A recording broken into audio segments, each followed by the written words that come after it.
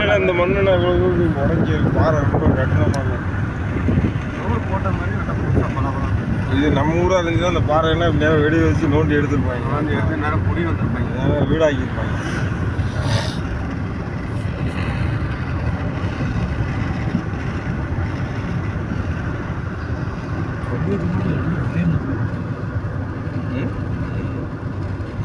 அதுதான் கடல் யார் பாரு சமுத்திரம்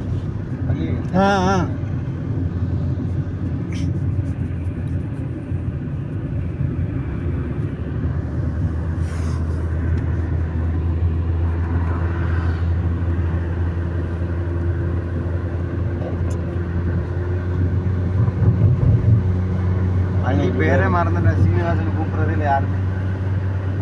பள்ளி தான் ஊருக்கு போனால் தான் சீனிவாச பெருமாள் பள்ளி.